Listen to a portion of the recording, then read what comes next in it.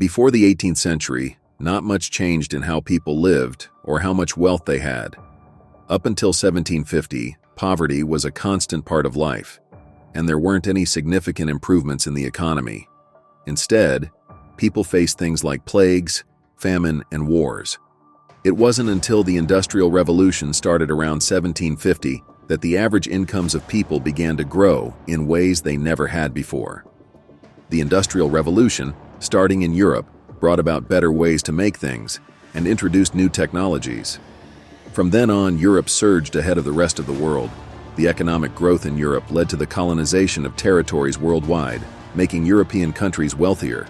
They became so prosperous that even the GDP of European Union countries rivaled that of the United States.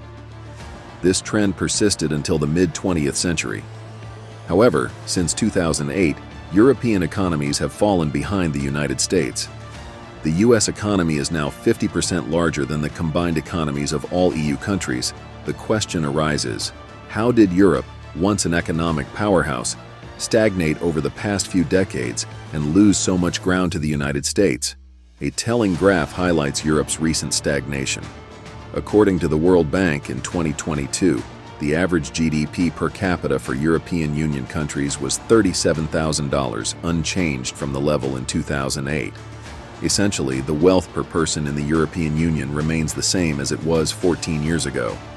In contrast, the United States experienced exponential growth, with its GDP per capita increasing from $48,000 in 2008 to $76,000 in 2022. Given this scenario, it's inevitable to draw parallels between Europe and Japan, a nation facing 3 decades of economic stagnation. In 2022, Japan's GDP per capita was similar to that of 1992. The silver lining in this situation, for both Japan and the European Union countries, is that this economic slowdown occurred when they were already developed. Notably, the European Union consists of 27 countries, each with varying levels of wealth. However, for simplicity, let's consider the European Union as a whole. With Japan experiencing 30 years of economic stagnation and the European Union facing 14 years of it, it's not unreasonable to speculate that the European Union might follow a similar trajectory to Japan. Back in 1989, before Japan faced the financial and stock market crisis, many economists anticipated that Japan would surpass the United States as the world's largest economy. Such a prediction didn't seem far-fetched. In 1989, among the 20 most valuable companies globally, 13 were Japanese and 6 were American. This suggested a perception that the Japanese were highly innovative, striving to establish the next Sony or the next Toyota. Fast forward to 2023, and the landscape has changed significantly. Today, only one Japanese company, Toyota, remains among the 50 largest global companies. Shifting our focus to Europe, the scenario isn't drastically different. According to Forbes magazine's list of the 100 largest companies in the world, only 15 are from European Union countries, while 39 are American. A closer inspection of these 15 European companies reveals that none of them were founded recently.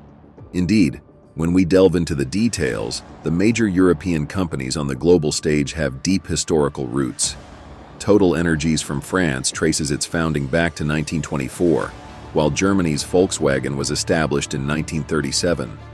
Similarly, the French BNP Bank dates back to 1953, and the German insurance giant Allianz has its origins in 1890. Even those that might seem recent often have their roots in earlier foundations, sometimes obscured by name changes or mergers. The overarching observation is that the significant players in today's global corporate landscape are predominantly emerging from the United States or China, not so much from Europe. Let's take a look at a revealing chart depicting the number of unicorn companies by territory. Unicorns are companies founded in the last decade that swiftly attain a valuation of $1 billion without being publicly listed. As of November 2022, the United States led with an impressive 744 unicorns, followed by China with 243, India with 85, the European Union with 78, and Japan with 11. This data suggests that the relative scarcity of unicorn companies in Europe could be a contributing factor to the economic stagnation, reflecting a potential weakness in innovation and entrepreneurship compared to the dynamic landscapes of the United States and China. Certainly, the situation doesn't imply that Europe is becoming materially poorer or witnessing a drastic decline in its standard of living. Instead, the issue lies in its sluggish economic growth, resulting in an average income level similar to that of 14 years ago. For insights into entrepreneurship, the Global Entrepreneurship Monitor reveals that in 2019, the United States had a nascent entrepreneur percentage of 11.8% of the population. Comparatively, the figures for other countries were the Netherlands at 5.6%, Germany at 5.3%, Sweden at 5.1%, Japan at 3.3%, Spain at 2.4%, and Italy at 1.2%. These numbers highlight a disparity in entrepreneurial activity, contributing to the overall economic challenges in Europe. In summary, both Europe and Japan exhibit a tendency to be less entrepreneurial compared to the United States. This isn't solely due to the strict regulations, high taxes, and bureaucratic complexities within the European Union, but also stems from cultural factors.